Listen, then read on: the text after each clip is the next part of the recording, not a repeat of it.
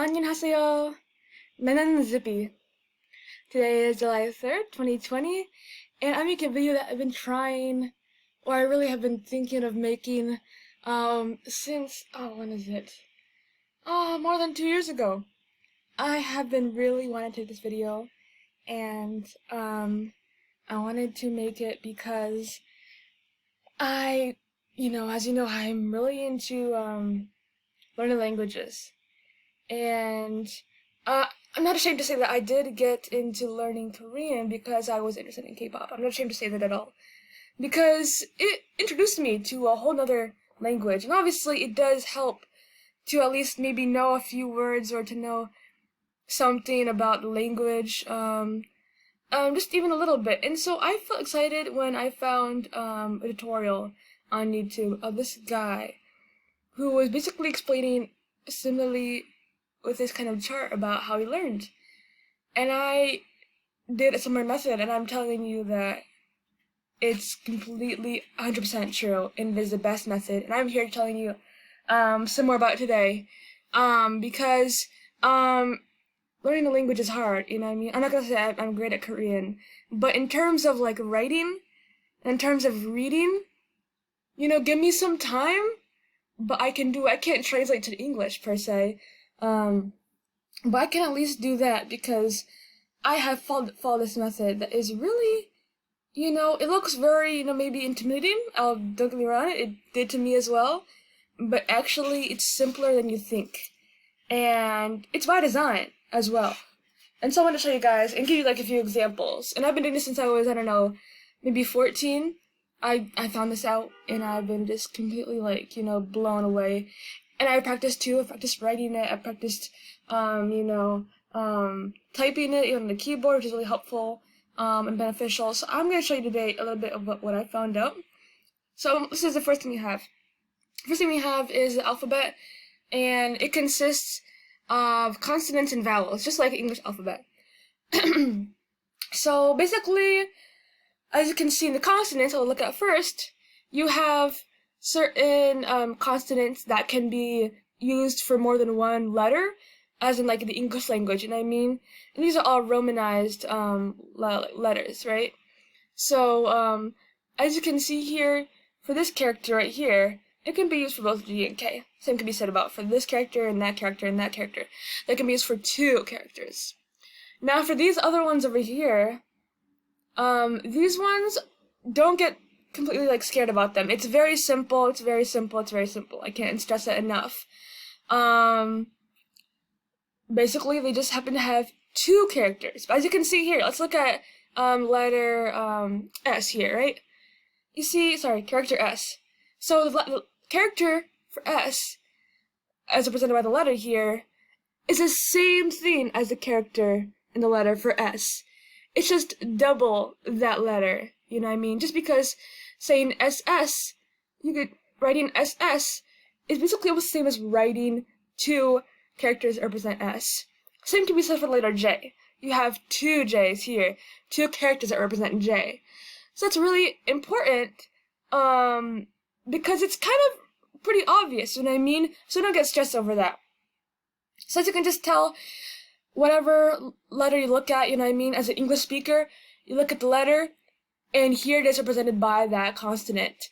And in some cases, like with, as I said before, with J or K, you want to use G, okay, then the character is going to be the same as for K, and vice versa. And if you want to write the character for this letter, remember, in terms of pronunciation, it's similar as to saying J or K. These words have similar pronunciations. This character isn't exactly like saying G, G, or it's not exactly the same as saying K, K. The way I've found it, and correct me if I'm wrong, it sounds like kind of like a mix to me in a way. It's like it's not directly K, it's not directly G, it's not like G, K. It's kind of a mix between the two, and it's as a non-native speaker, I don't know if I can really say that, but that perfect character, but to me it sounds like a cross between the two. That's why it seems to me that it's represented by both letters for an English speaker.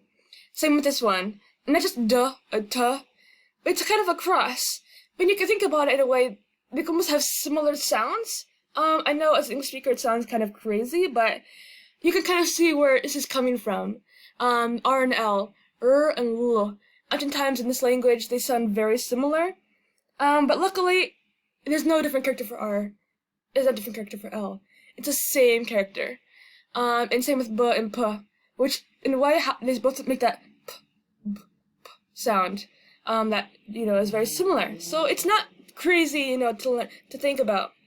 I'm gonna come back to this letter over here, this consonant, but I'm gonna go to vowels, which also are very much easier upon further inspection. So the way I've always thought of it for me is, let's take these vowels. Let's think about the English vowels, right? A, so as in like father. Sorry, as in father. Excuse me, and then or really it's oo. This is let's just go with this is A, this is O, this is U, and this is letter I. And then we also have letter E, as you can see. So this is basically the same vowels that you'll find in English. But when writing it, or when reading it, remember that in cases where there's a Y before the vowels, as Y before A, Y before O, Y before U, Y before I, well not I, that's a different case, I is special, but a Y before E, and even Y before A and E, which is not a vowel we have in English, that's 2 letters, that's 2 vowels, but think about it this way, you'll find out that you add, it's like I want to call it like a stem, you know what I mean? You have this line here, and this line, that's A, right? But then but when you have Y before the A, what happens? You add another line to it, another stem to it. And in A, it's a line, and then another line on the right. But here you just add another one. It's that simple. Same with O. And in a way, you can kind of think of it as it's being rotated. You know what I mean? See here, we can say it's facing this line and this line. This whole block here, you can say. This whole character is facing the east. Now here, whatever side this is pointing to, it's the direction. That's the east. Over here, for O, it's facing north. Over here, for U, it's facing south. And sometimes it gets mixed up a little bit, because this looks similar to me, but I always have to remember the direction of it. So O is facing north, and U is facing south. And then you have to also remember that for E, it's the opposite of A. So it's facing the west. But always remember that with this letter E, character E, you have to add another line to it. Think about adding like another I, the character I. See, the character I has no direction whatsoever. It doesn't have a second line to it. But it's almost like you're adding this character to the backwards A in a way. But it's like this is E, the character of E is character of A, but it's flipped over, and a second line is there. But it's not hard to remember that. But then like I said before, when you add Y, when you have a Y before the vowel, always just add another line to it. As in this case, add another line facing east. For O, add another line facing south. For U, add another line facing, sorry, that was north.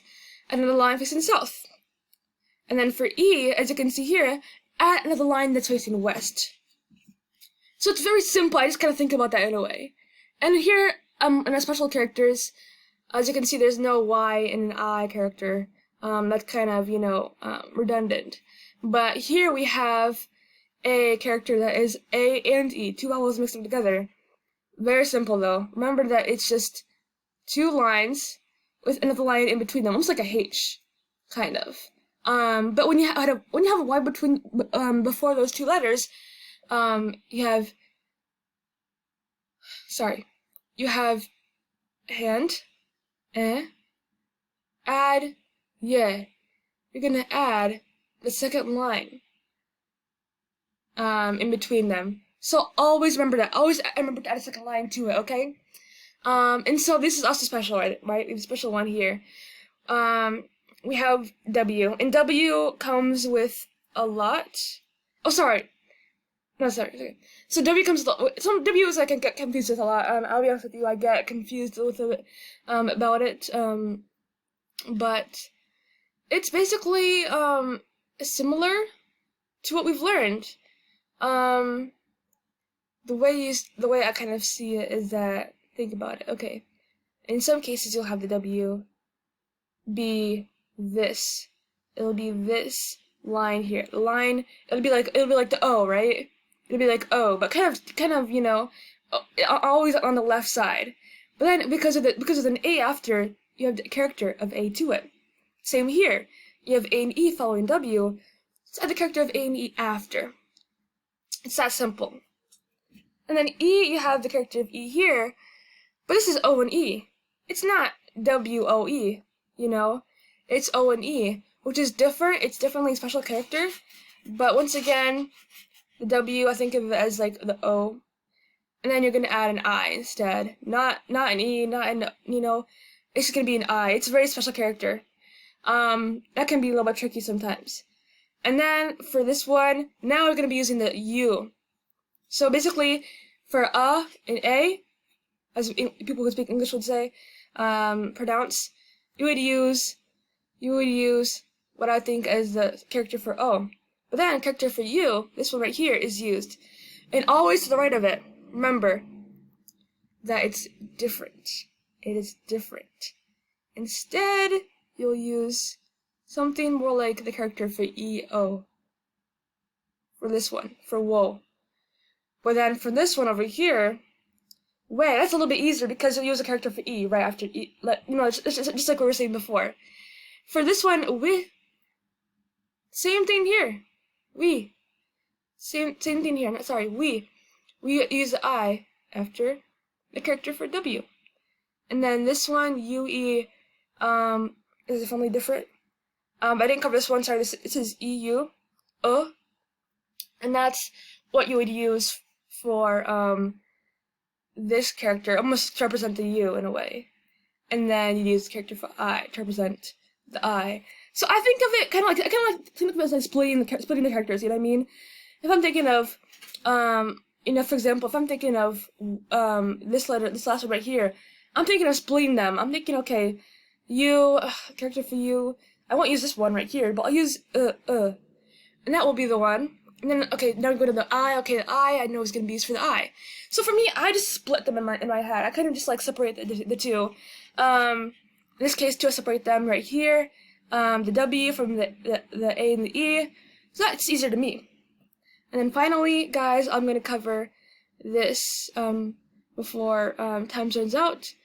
This is a special consonant that is it's almost like the NG sound, but there's no ING. It's just and so it's kind of it's like a special vowel. I'm sorry, it's a special consonant. And so with this consonant, usually it tends to occur, not usually, sometimes it tends to occur after the end, after a vowel. So it'll be at the bottom, you know what I mean? It'll be usually at the end. But in some cases, because when you're writing or when you're reading Hangul, you can't have a vowel start off the character. You can't have that happen.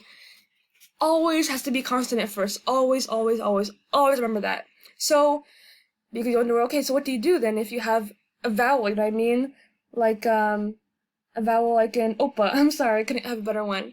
What you do is you'd have this character right here. Because in a way, it's silent.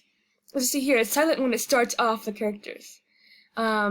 It's silent. So you wouldn't pronounce it. Ignore it. Just ignore it.